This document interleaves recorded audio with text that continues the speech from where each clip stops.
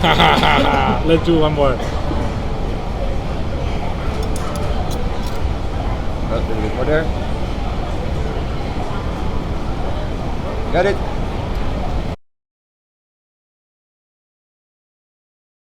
All right, Mike. Let's start at the beginning. How did we meet?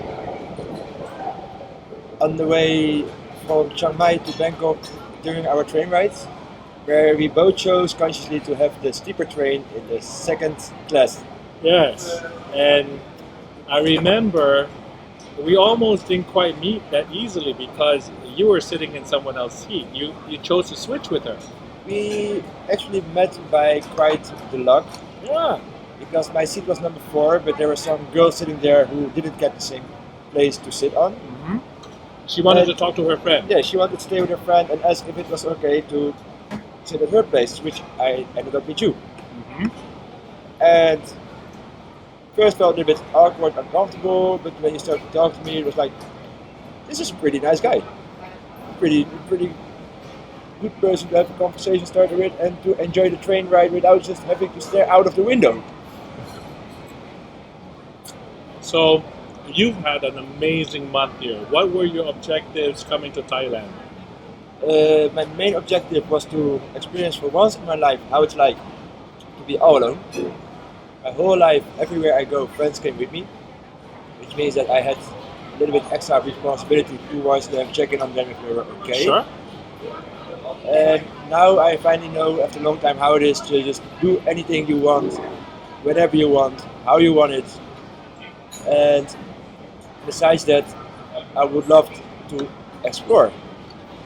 That's why I've also seen so many things as I showed you on my videos and photos. Yep. How long have you been in Thailand?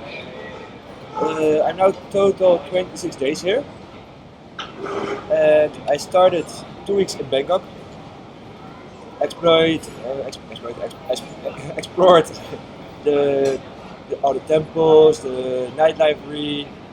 I started in Sukhumvit, which is right in the middle of all the scenery and the party and everything that you can think about. The thing that I like the most here is the later it gets, the more you will get alive. People will come at street during the night instead of during the day. So daytime is perfectly to explore, and the nighttime you just have to exploit. Go out. I like the way you say that. Bangkok by day is scruffy, loud, dusty, hot. By night, it becomes elegant, sophisticated, interesting, hotter. So tell me a few highlights that you would remember for a long time about this month here. Few highlights. Mhm. There are so many that I can think of, but I think my first trip to Pattaya, to go to the big walking street with my friend who I met here, taking me to Lo Khan. It's the close by island to Pattaya itself. We went there to the really nice white sanded beach with an ocean view.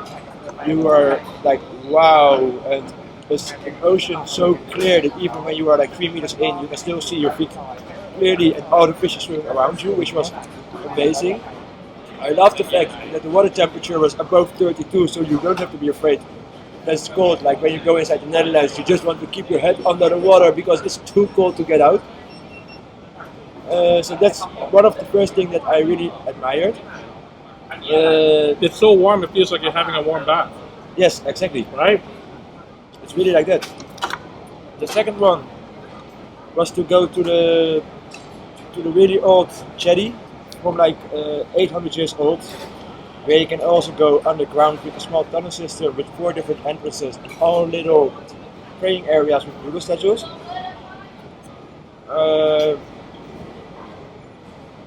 The food, the nightlife in the restaurants, it's maybe not something that you say, well, like, wow, amazing, but the food is really something that you have to come here for, because everywhere, for low budget, you get more than you can fill inside your own belly. The levels of the clubs here, like when I went to the walking street in Pattaya. We went to some nightlife scenes from a live singing club bar towards ending up in the Lucifer 2.0, which was really amazing. You come inside, it looked like a small bar with some high tables you can sit on, and after 10 o'clock the doors will open up, you can go to the back and you come inside a scenery that you normally only see in movies like The Hangover. But instead of seeing it from your couch, you're sitting right in the middle of it, and it's so amazing to see that. And yeah, one of the biggest highlights we had this week when we went to club levels for the first time in the night, that we really went all out. And we had the biggest luck that we got invited onto a VIP table and get the full-blown service that people like me can only dream about. And that was so amazing to have that experiences for once in my life.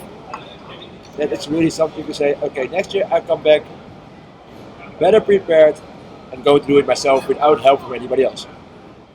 So what Mike is referencing is there are VIP tables in high-end clubs, and I certainly can't afford it, and I don't think Mike wanted to afford it. But I think within 10 minutes of arriving and checking out the scene, because Mike and I were vibing on the dance floor, a group of really well-dressed ladies invited us to their VIP table. And the last I checked, based on the amount of bottles on the table, it was a 21,000 baht package to sit there. And they were so kind in typical Thai hospitality. They invited Mike, his nephew, and I to enjoy the night with them drinking with no concern about contributing anything to the bill. Welcome to Thailand. All right, so, go ahead. You forget to say, the only thing they asked back in return is that we gave 100% to give them an experience of feeling safe, comfortable, and having the more fun that they would have when they were alone. So we did. How did we do? Better than we could expect. So, and again, coming from Mike, what do you do in the Netherlands professionally? I'm currently working at a beach restaurant bar. My main job, or my main station, is behind the bar.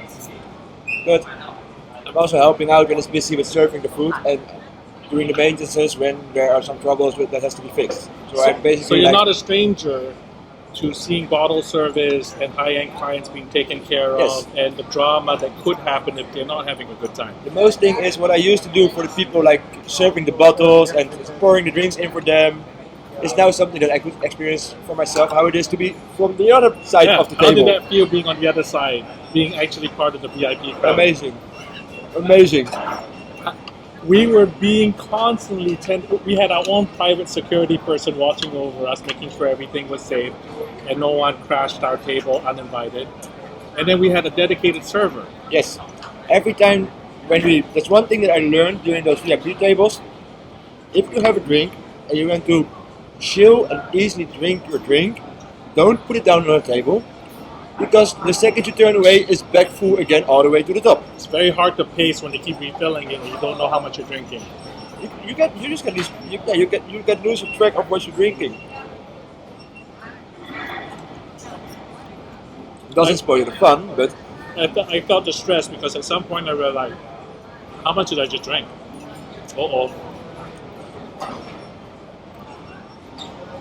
It wasn't all fun and games for you this month, though. There were a couple of scary moments. Tell us about a few of them.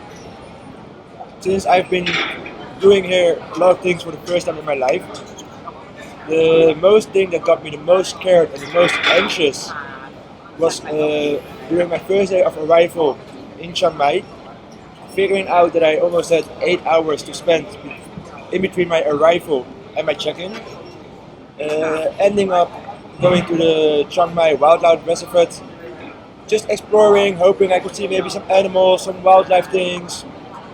But Along the way, I was walking by a sign that says nature trail, and my intrusive thoughts started to take over. And without any tour guide, any information or whatsoever, I started to following it.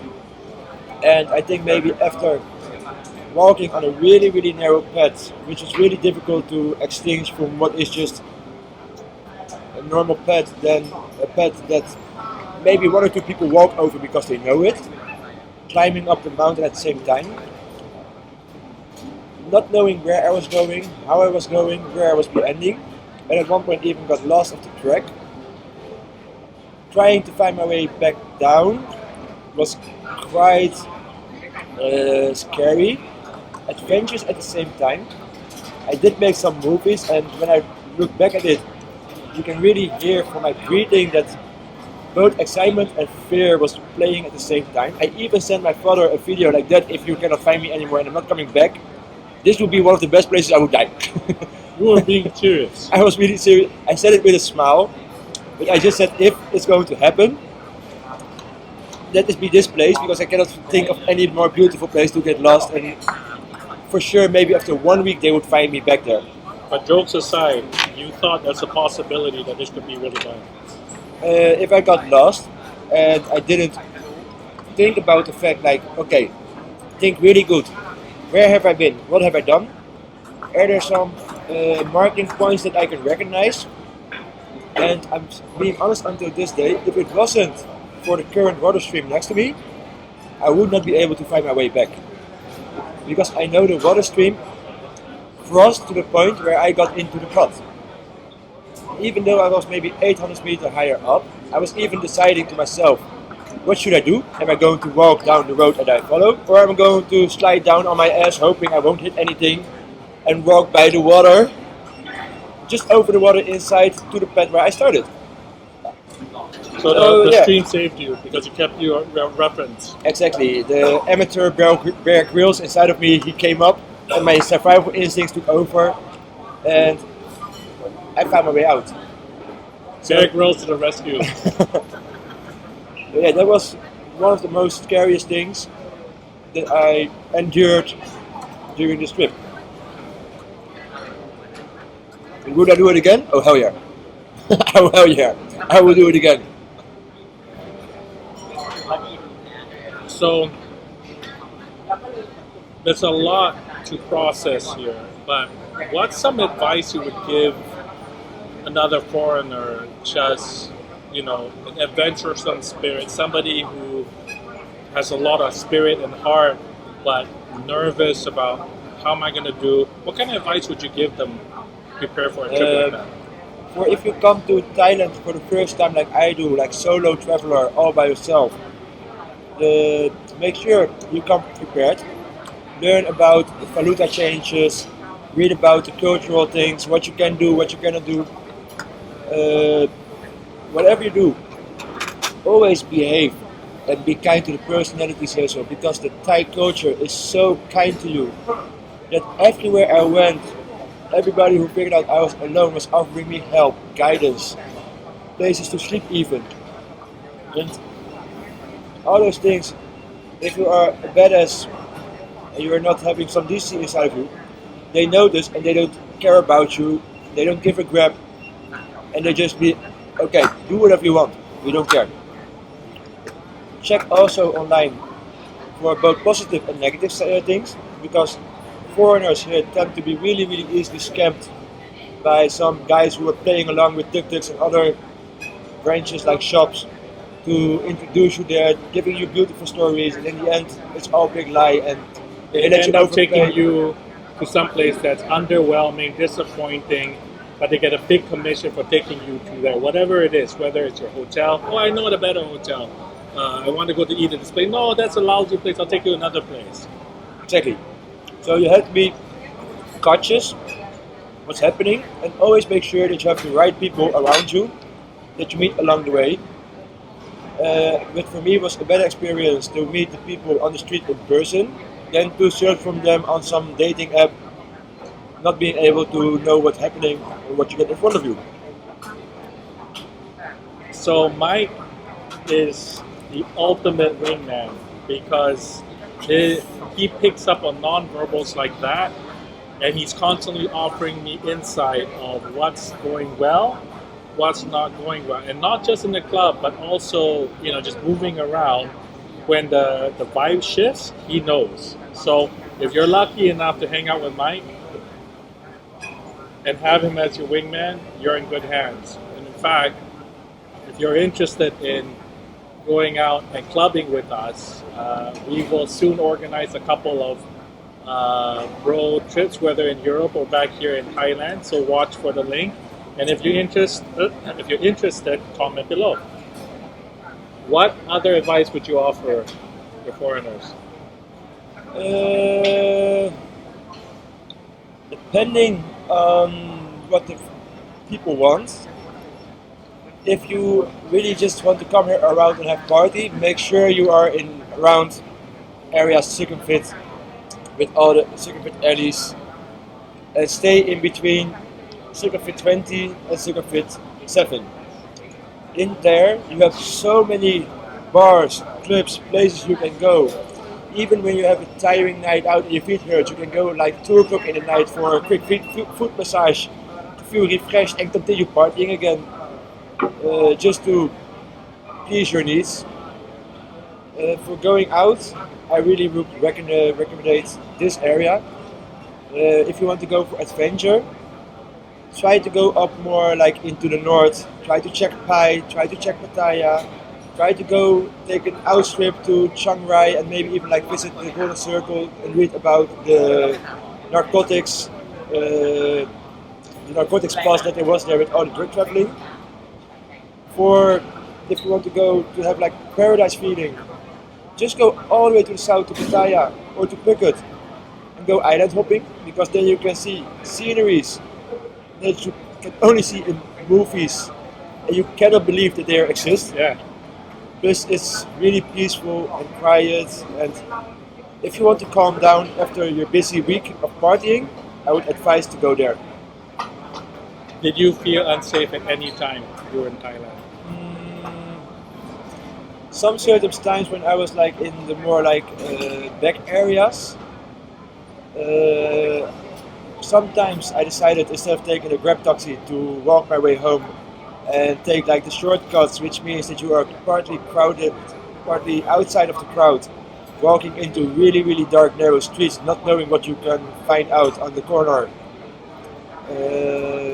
But that's That was mainly the only time. that's mainly fear inside of you, knowing that probably nothing will happen, because people just look at you and they're like, "You okay? You know where you're going?"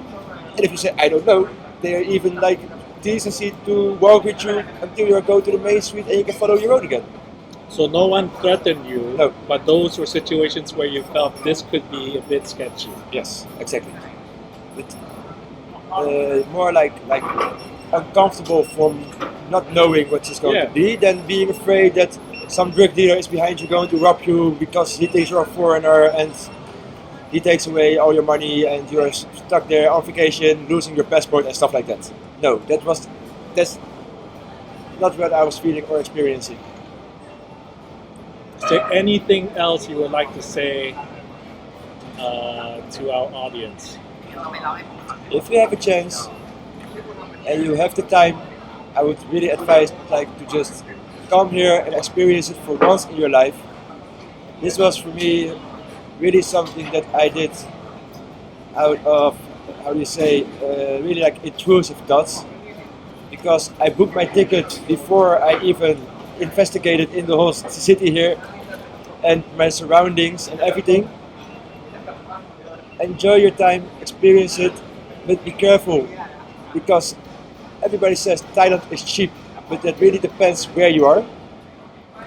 If you are in the wrong places, you pay almost European prices, Or more.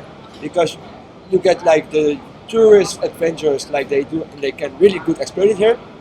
But when you go to the more suburb areas and you know where to find your things like the night markets and the other things, oh man, but the things you can eat there for 5 to 10 euros is something that you are happy you can buy maybe like a piece of some slice of bread with some ham and cheese in the Netherlands for. So with those things, it's a really good place to go. But check your expenses at any time when you're here because money flies out of your pocket when you're having fun. Well said. Do you have a question for me? How did you experience it, sir? How did you experience your time here? Because In Bangkok, yes, I scheduled this portion of the trip with very little on the agenda because I have come to Bangkok now 30 plus 40 times, mainly on business. And as Mike pointed out, my favorite area is in the Sukhumvit area. I stay in Soy 15, well within the zone of Soy 7 to 20 that Mike pointed out. And it's because of everything that you can experience. It changes the feel from a family-friendly place during the day to a nightlife that doesn't sleep. It goes all night long. It's legendary. But this entire weekend was upended because I met Mike. And I love your energy. I love your spontaneity and your agility. But you're not reckless because I trust you because you read the situation like that and then you commit. Your awareness, your assessment, super sharp, very well grounded on years of experience working in the service industry, taking care of people. You've seen probably more interactions of strangers meeting each other, drama happening between lovers. You understand. You know how to read non-verbal body language to the T. And in an environment like that, it's enlightening that he can see these things either from a safety standpoint or an opportunity standpoint. Like how quickly he had the confidence to be invited and trust that we're going to go to a VIP table and not get scammed. It was fantastic. So definitely was. I would say this was an epic weekend. You said it well. What we experienced together the last few days belongs in the history books. I don't think we will. I personally have never experienced anything quite like this. And I don't think it will ever be like that given the way it was put together. The spontaneity, how quickly it came together. We were meeting strangers who suddenly became good friends and are still our friends. Of course. There was none of the superficial, hi, bye, we got drunk, never see each other again. I sense that we're going to meet each other and the friends we met this weekend in the future. Yep. What we do, but it doesn't matter because I liked what we did already. If Mike calls me, hey, where are you? Come to The Hague, we're going to have a party, let's go. I don't need to know who, what, when, just show up. What do you need me to bring? How do you need me to dress? We're good. And we go with the flow. And that is priceless to me because I also plan a lot. Because I don't like disappointing situations. I don't like getting myself into trouble. I don't like being scammed. But just being together and half an hour, what do you feel like eating? Let's just go and find something. Or what do you want to do after that? Let's just go. That is priceless. Because I've never... Instead of thinking forward, you're thinking in the moment. Like, what are the opportunities that we have now? Do we go left? Do we go right? Right? And we're reading the situation spontaneously and responding. That is priceless. So notice it's not what we did, it's how we did it. Right? How we followed the moment and responded to what we're seeing. Right? This is crap. We got to go somewhere else. Oh, yeah, let's go. All right, wow, this is really cool. Is it for real? Like, yeah, let's check it out, right? How did you, for you, because we are both from two different worlds. Besides the fact that you are from Singapore and I'm from the Netherlands, we are also two full different persons and personalities. Still, we managed to match up with each other and have a really great click. Yeah. How is it for you to be like together with me? You showed me a little bit of your world, how you've been living and partying here. I'll show you a little bit of my world. How is it for you to step out of the lifestyle that you are used to and experience something new? Uncomfortable. I mean, there were a couple of times where Mike kicked my ass in the club because I was just completely floored by the newness of the situation. For for years I've been in clubs. I have never encountered this combination so many times in one night. It's like every half an hour something new would derail me, and like what? And it took me a while to calm down and respond. But because again, for Mike to give me, hey bro, this is what I think's happening. This is what I recommend. Go for it. Don't hesitate. I could trust that, right? Because it's confirmation of I think this could be it. Oh yeah, he's confirming it. Let's go. So it was uncomfortable because for the first time in a long time, I felt like I was doing something for the first time again. But it was exhilarating very quickly because amazing things were happening. I could trust the situation more because of the input, because you were there, because you were having a good time, you know. At no time did I feel like you were being selfish, that I was going to get left out in the cold or, you know, set up in a really awful situation. And that helps, right? So, you know, so many things can go wrong when you meet somebody and they turn out to be selfish and using you. Exactly. Yes. But it didn't happen that way. And so it was an extraordinary situation. But the discomfort was just, wow, I'm used to seeing things like this or below, and we get to try something that you only... Far out of our league for both of us. Like you've read about, watched, and except for real, right? Mind-blowing, really. So many times in one night. And so the discomfort is just, you know, just breathe, jump in, commit, and then try to enjoy it, right? Exactly. Because it's so happening so quickly. And I'm like, a few times each night, I'm like, huh? Is this really real? It was. Yeah. We will never forget it again. And once again, it's not what happened, which is already extraordinary, but how. And that's why I believe it'll happen again. The thing that always values me the most, it's not about the destination, it's about the way to get there and the trip towards it. And how you handle the situations in your journey, right? Exactly. And I think both of us trusted each other, enjoyed each other's vibe enough, so that at no time were we upset with each other. We were just like, what do you want to do? What are our options, right? Yes. Let's talk. And then let's just go from there. And then my last and final question, and I think that your viewers also like this answer, and you know where I'm already going to. This man told me during our trip that he is afraid of heights. He has a fear of heights. Today was my idea to take him to the Mahakanon Tower, which is 135 meters high, all the way to the 7th, 8th floor, to walk on a glass Skyview bridge. How was it for you to get pushed towards facing your own fear, doing it together with me? I'm not sure if I've forgiven him yet, but I'm thinking about it. Like, all jokes aside, when he brought it up, even before I told him I was afraid of heights, I was already saying yes. Because, first of all, you told me that you're scared of heights. And I'm a firm believer of challenge by choice and doing something uncomfortable to earn the extraordinary experience. So first of all, I've already committed into doing something I respected you for doing. And I'll deal with my fear and phobia later, right?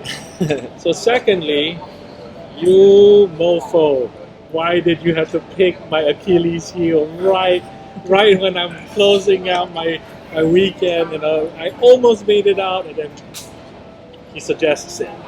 Then the third reaction is, you know what?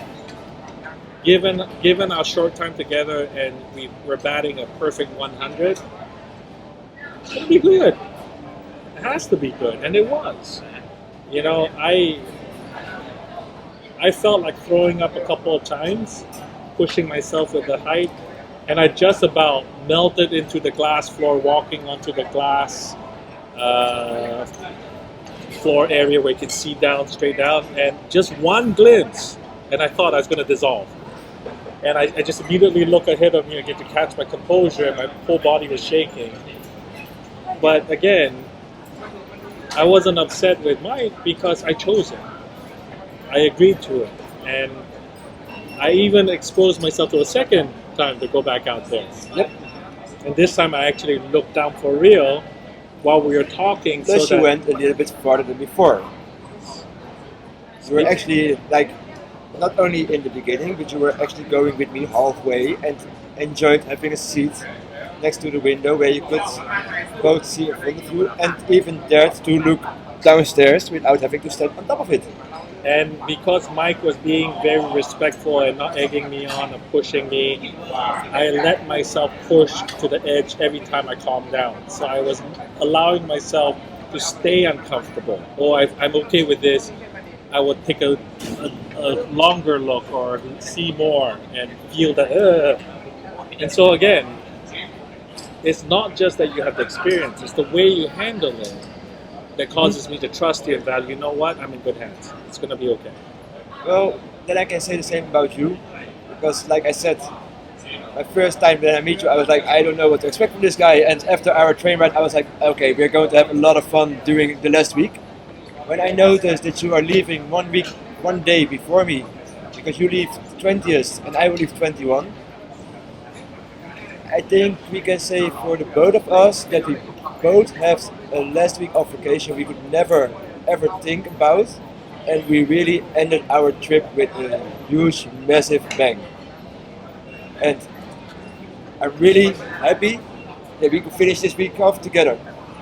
So, guys, I know you're watching in and you're having fun with this video. Thank you for that like.